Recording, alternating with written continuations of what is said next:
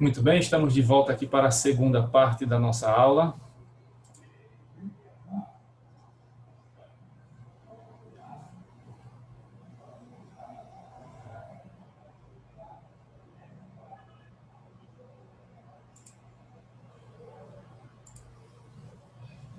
Ok, vamos lá.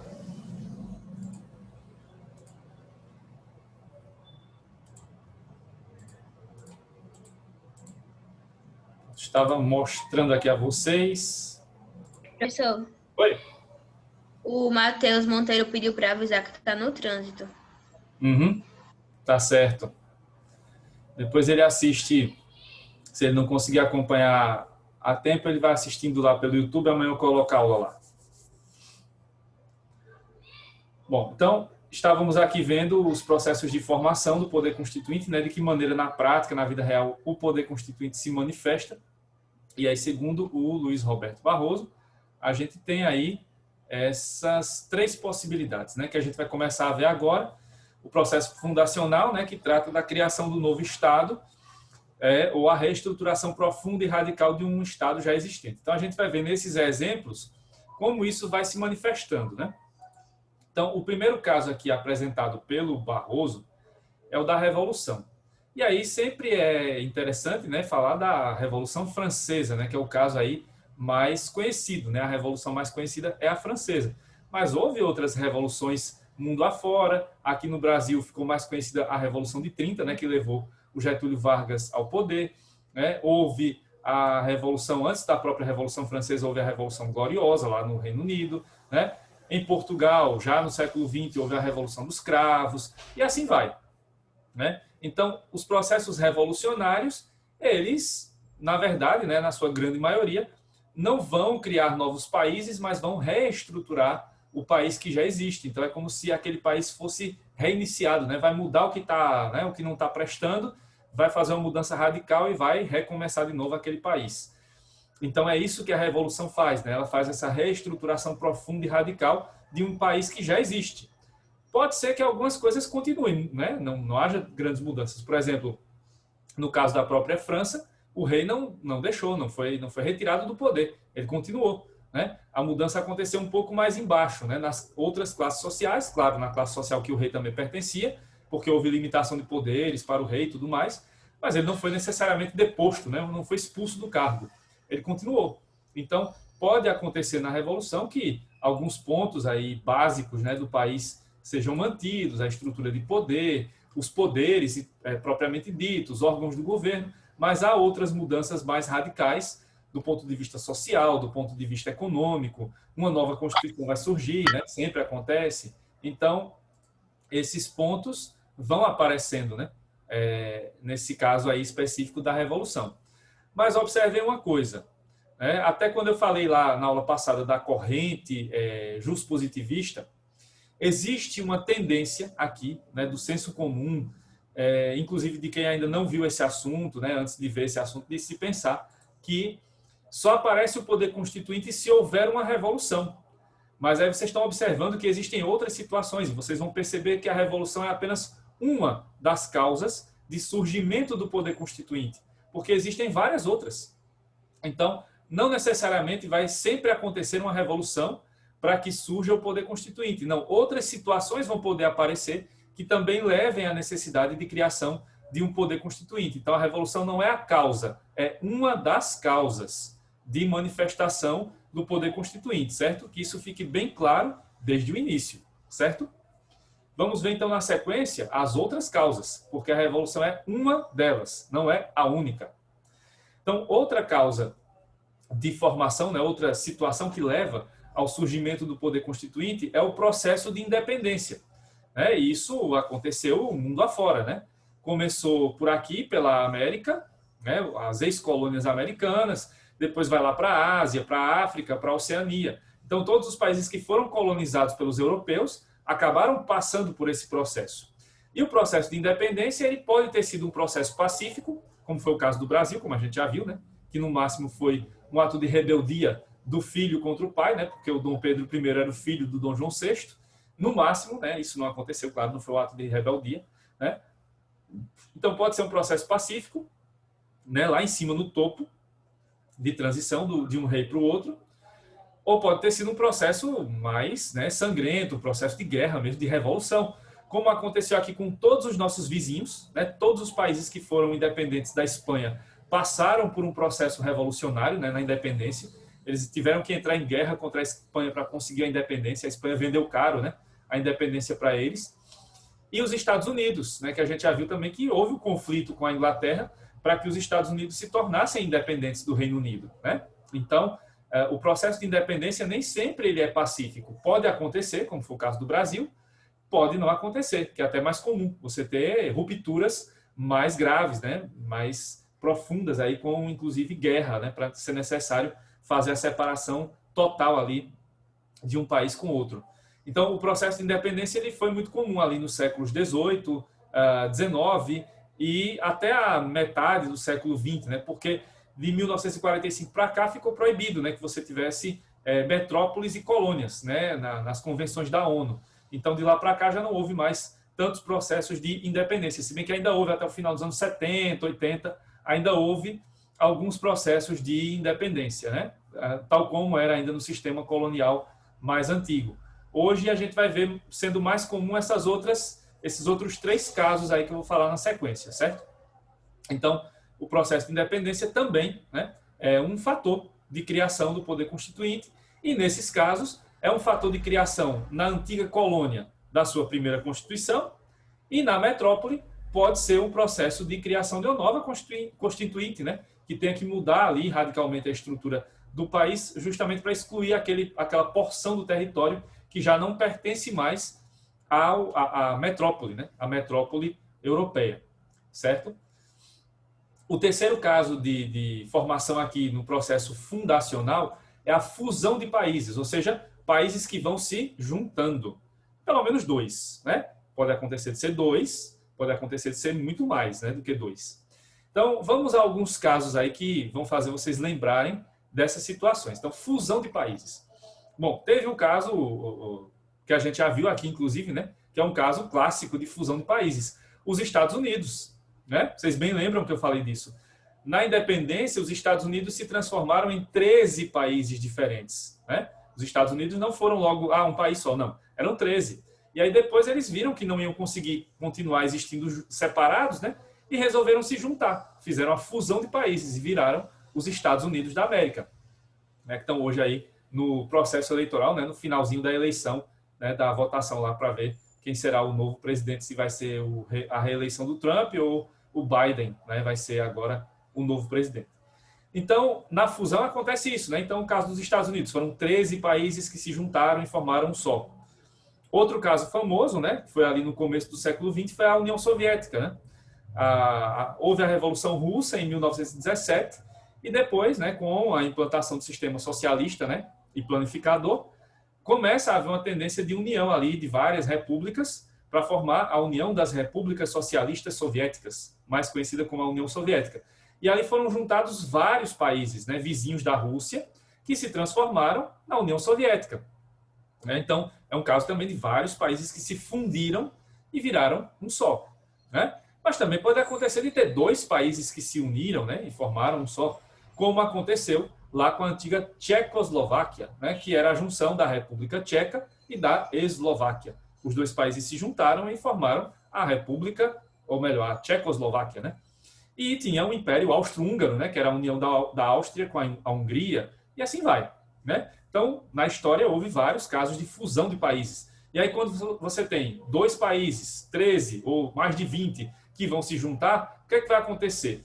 No lugar de você ter ali 13 constituições, 2 constituições, 20 constituições, agora todo mundo vai ser regido por uma só, né? Então, vai ter que ter um novo poder constituinte para poder fazer uma nova constituição que abrace, né, que abranja todos esses países que agora viraram um só país, certo? Então, a fusão de países também é um fator determinante para a criação de um poder constituinte, né, para se fazer uma nova Constituição.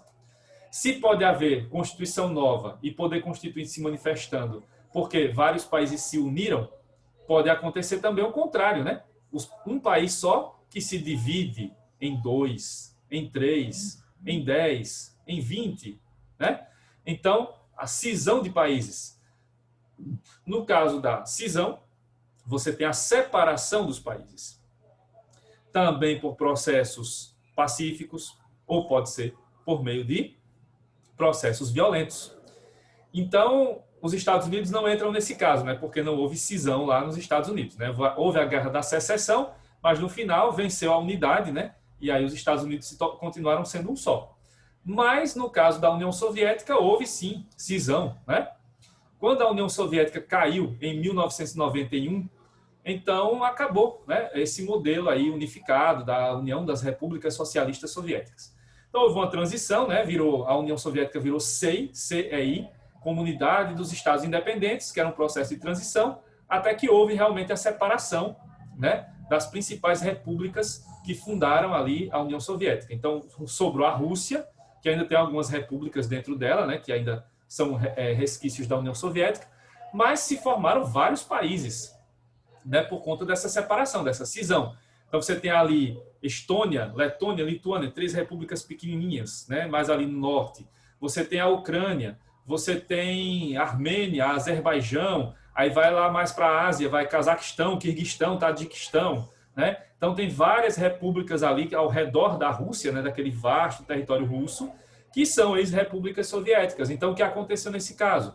Era uma constituição só, né? A Constituição da União Soviética. E aí cada país desse que vai se separando vai ter que criar uma nova Constituição para ele.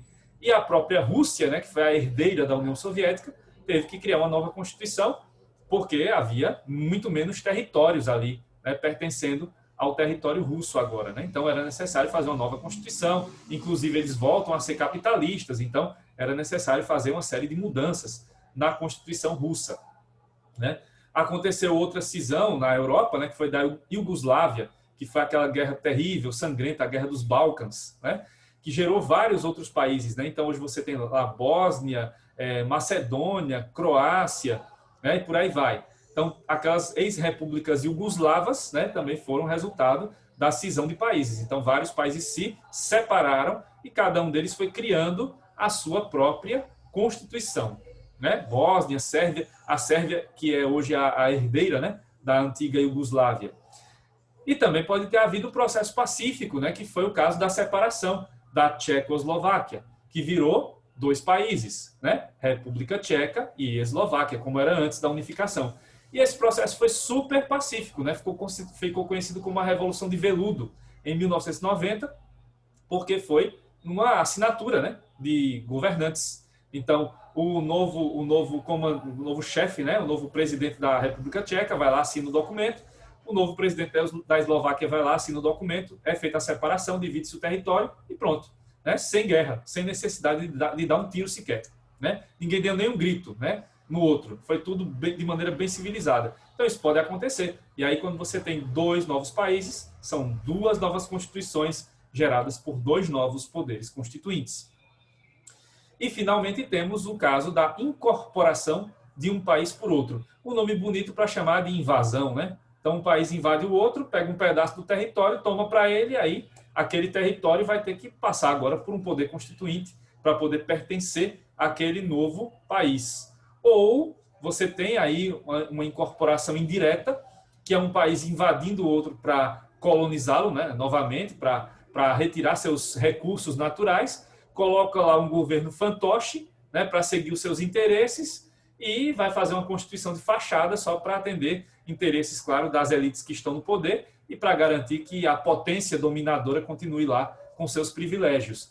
Quem não se lembra, né, da invasão dos Estados Unidos ao Iraque, né, que já foi gerada por uma fake news, né? A ideia de que o Saddam Hussein tinha lá armas químicas de destruição em massa. Nunca foram encontradas essas armas químicas. Saddam Hussein foi tirado do poder, foi assassinado, e hoje os Estados Unidos transformaram o Iraque praticamente numa nova colônia, né? Assim aconteceu com a Líbia, né, lá na África, e assim tem acontecido com outros países, né? A guerra na Síria, que está sendo causada por essa tensão toda. Agora, a tensão acontecendo entre a Armênia e Azerbaijão na região de Nagorno-Karabakh, entre outras regiões, né, que passam por isso. E outros processos que não são assim de invasão, né, mas que acabam também levando a uma subordinação de um país por outro, que é o que a gente está vivendo hoje no Brasil, né?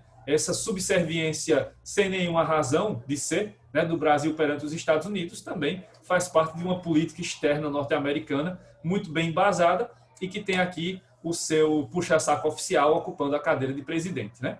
Então, esse processo acaba gerando a necessidade de mudanças, né? E, em casos mais graves, essa mudança vai levar até uma nova Constituição, né? Para garantir, né, efetivamente que essa potência vai ter maior influência sobre esse país e sobre esse governo fantoche, né? Então, esse modelo ficou mais popular agora, no século XXI, com essas invasões dos Estados Unidos, com essa desculpa de que vamos tirar os terroristas do poder, vamos pacificar o país, vamos levar a democracia. Que democracia, se nem eles conseguem manter a deles, né? Os Estados Unidos estão a duras penas aí sofrendo agora com essas eleições, então se nem eles têm capacidade de manter a própria democracia, como é que vão levar a democracia para os outros países? É complicado isso, né? Então vejam, todos esses casos são possibilidades, né? Se uma dessas situações acontecer, é muito provável que vai surgir um poder constituinte naquele país para que uma nova Constituição seja feita, que pode ser a primeira, né, se é um novo país surgindo, ou pode ser a Constituição mais atual, no caso de um país que já existe e passou por esse processo até mais de uma vez na sua história, certo? Então, esse é o primeiro caso, né, o processo fundacional. Agora vamos para o segundo caso, que é o chamado processo pós-fundacional. Nesse segundo caso, o poder constituinte vai se manifestar como uma forma de reorganização do Estado já existente, mantendo as suas características fundamentais. Então, como eu falei para vocês, esses processos eles são como os degraus. O primeiro estava lá em cima, era o mais grave, era o mais complicado. Esse segundo já não é tão grave assim. É possível manter a mesma estrutura de poder, mas fazendo algumas modificações importantes e pontuais para poder diferenciar o modelo anterior do modelo atual, né, do novo modelo que vai ser criado pela Constituição. Isso não quer dizer que aqui vamos ter revoluções, não, né? Porque a revolução ficou lá no processo fundacional. Aqui vamos ter outras situações que vão aparecer e que vão levar ao surgimento do poder constituinte. Mas muitas vezes, né, essas mudanças não serão tão profundas. São mudanças importantes, mas não serão tão profundas quanto as ocorridas lá no chamado processo fundacional, certo? Então, em que casos, segundo Luiz Roberto Barroso, esse processo pós-fundacional vai se manifestar? Em dois específicos, né? Os dois muito comuns aí no século XX, principalmente. O primeiro caso, né, o primeiro exemplo é a derrota na guerra. E esse fenômeno ficou muito claro nas duas guerras mundiais, certo? Então, os países que foram derrotados na Primeira Guerra e na Segunda Guerra Mundial tiveram necessariamente que passar por esse processo, certo? Eu lembro aqui a vocês de um país que passou por esse processo duas vezes, a Alemanha, né? A Alemanha perdeu a Primeira Guerra Mundial, como vocês bem lembram lá das aulas de história, né? Então a Alemanha foi a grande derrotada da Primeira Guerra Mundial.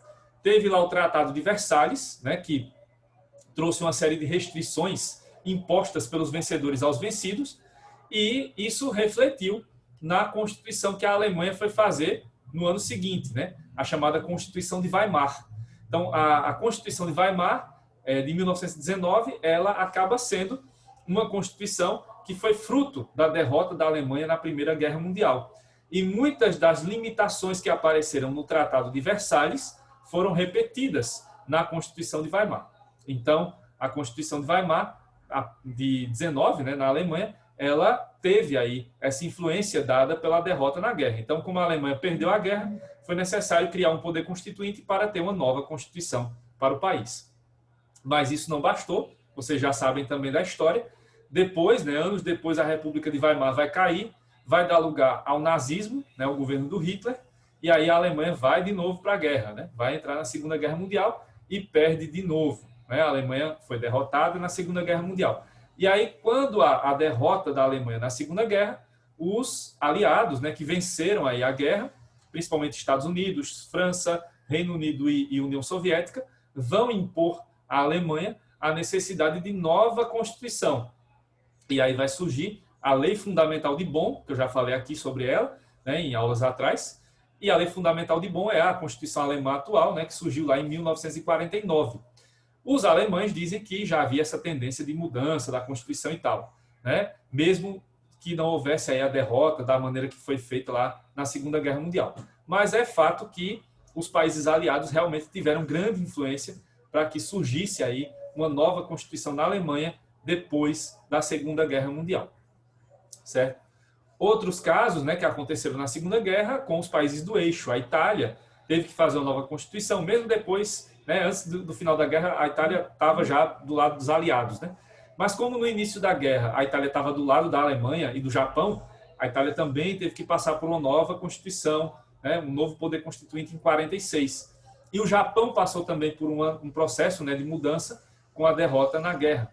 E o processo japonês foi ainda pior, né, porque conta-se a história que a Constituição japonesa atual foi escrita no gabinete do general MacArthur, né, das tropas norte-americanas que invadiram o Japão. E aí o texto foi levado para o parlamento japonês, foi só aprovado lá. Então, foi uma Constituição imposta pelos Estados Unidos ao Japão, né? E isso gera problemas até hoje, né? Porque os japoneses protestam sempre, né, contra a presença americana no território japonês. Existem várias bases norte-americanas lá dentro do Japão, né? Por muito tempo houve sérias restrições ao crescimento do exército japonês, né? Isso elevou as tensões ali naquela região entre Japão, China, Coreia do Norte. Então, o Japão sempre sofreu com as consequências dessa Constituição imposta pelos Estados Unidos a eles, né? Essa Constituição, claro, colocou ali o imperador japonês como uma figura decorativa, né? Já que os japoneses sempre veneraram o imperador como se fosse um deus, né? E aí isso acabou levando às atrocidades e aos absurdos, né, dos kamikazes lá, suicidas, né, que se jogavam contra os inimigos para morrer em nome do imperador e tudo mais. Então, a figura do imperador passou a ser decorativa, né? O imperador hoje não tem função política relevante nenhuma. A função maior está toda no parlamento, né? E aí é o primeiro-ministro que sempre tem o poder maior lá no Japão.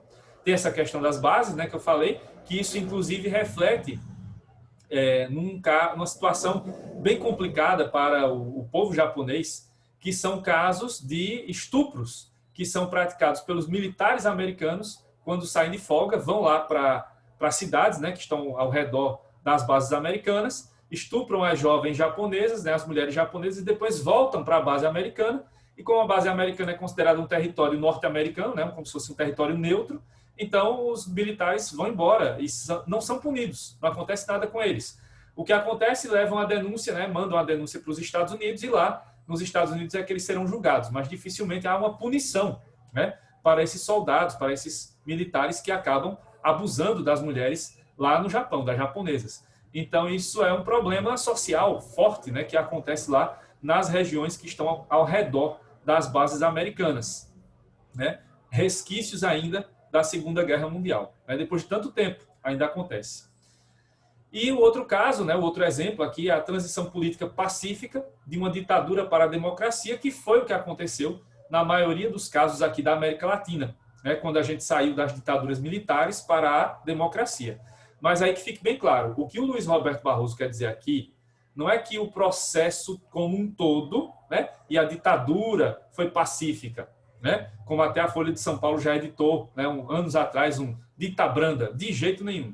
Aqui não tem competição de ditadura mais sanguinária ou menos sanguinária. Todas foram sanguinárias, todas foram autoritárias, todas foram abusivas, todas foram absurdas, independentemente de quantos mortos, feridos ou torturados houve, né?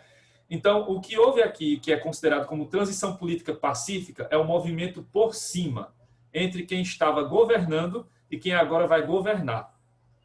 Mas isso não quer dizer que se esquece de milhares de pessoas que foram assassinadas brutalmente, outras milhares que estão desaparecidas até hoje, não foram encontradas, e outras milhares que foram torturadas e sentem os efeitos disso até hoje, tanto eles quanto seus familiares.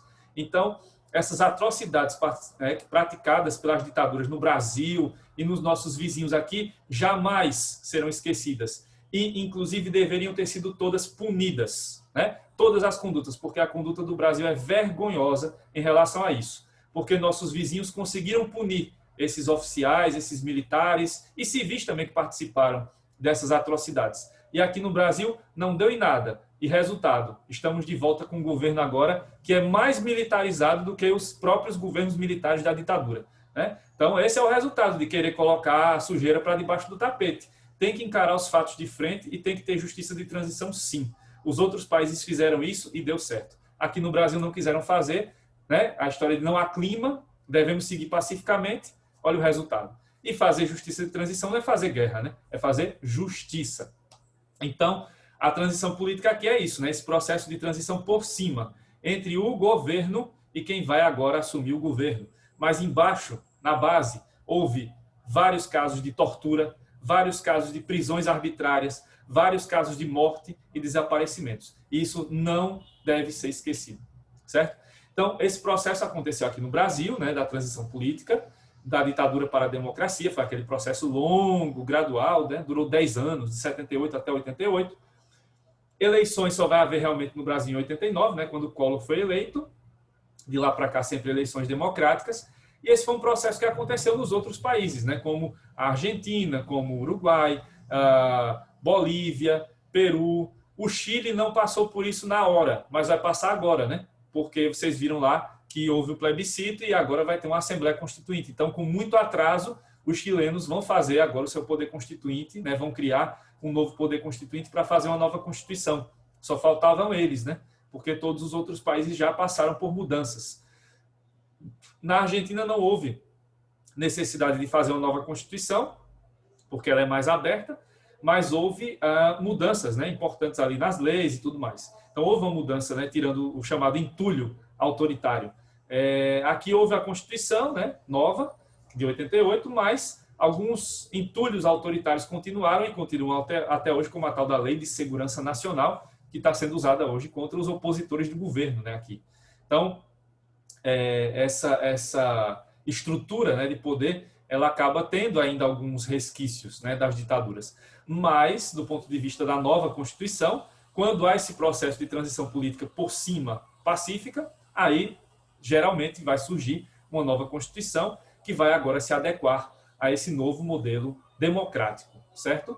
Então, isso aconteceu aqui no Brasil, aconteceu nos nossos vizinhos latino-americanos, também aconteceu na Europa, né? Quando a Espanha deixou de ter a ditadura do Franco, né? E aí passou a voltar a ser democracia. Quando Portugal se livrou do governo do Salazar, né, na Revolução dos Cravos, e passou a ser uma democracia de novo. Então, isso já aconteceu também em outros países, esse processo de transição política, saindo de ditaduras e entrando em democracia, sem necessidade de ter uma guerra civil ou de ter um processo revolucionário, certo?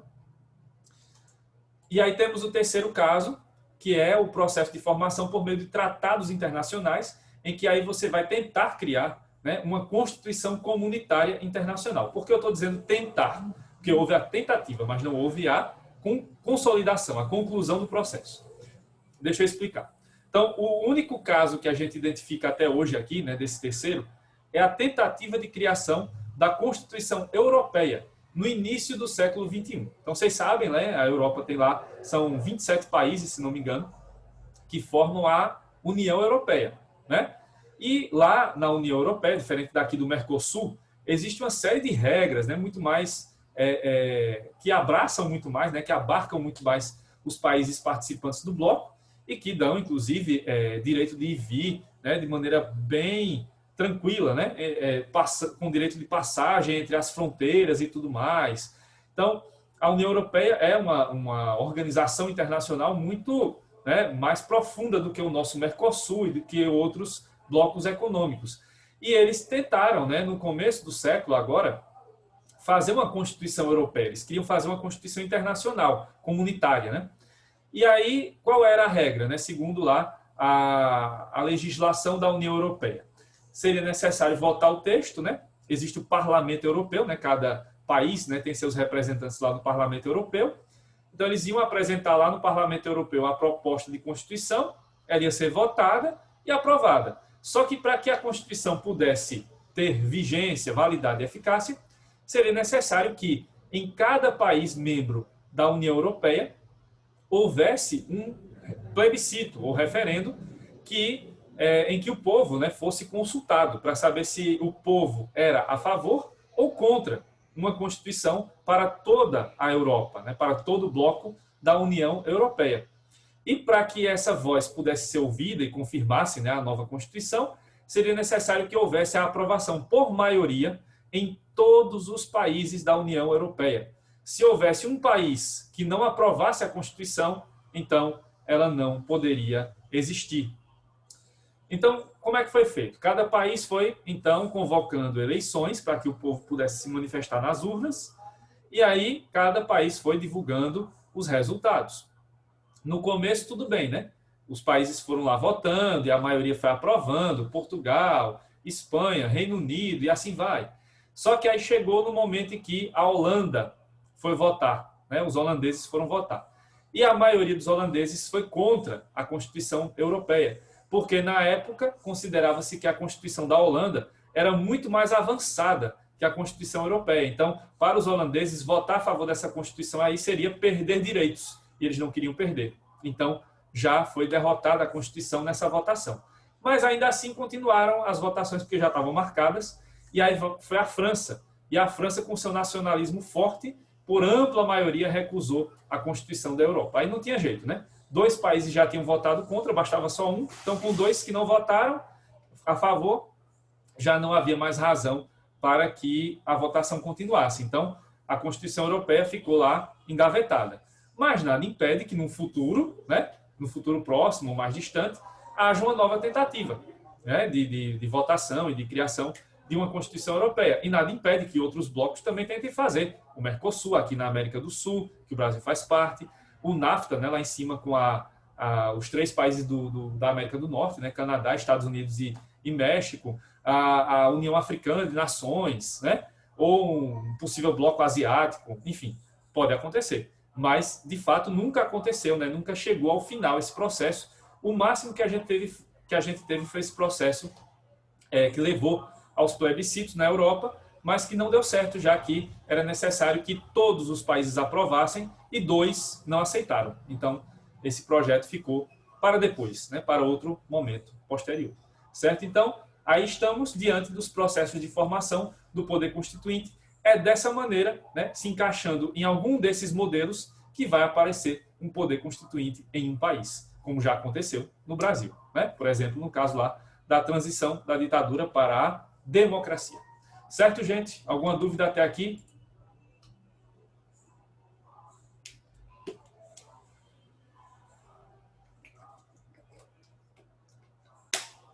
Dando sequência, então, a gente vai continuar vendo essa questão prática, né? E agora, dando sequência ao pensamento do Luiz Roberto Barroso, a gente vai ver as formas de legitimação do poder constituinte ao longo da história. É um breve relato histórico aqui que eu vou fazer sobre como o poder constituinte foi evoluindo ao longo da história, tá? Como é que ele surge lá nas primeiras sociedades e vai chegando até os dias de hoje. Então, de que maneira o poder constituinte aparece e de que maneira ele vai sendo legitimado em cada sociedade ao longo da história.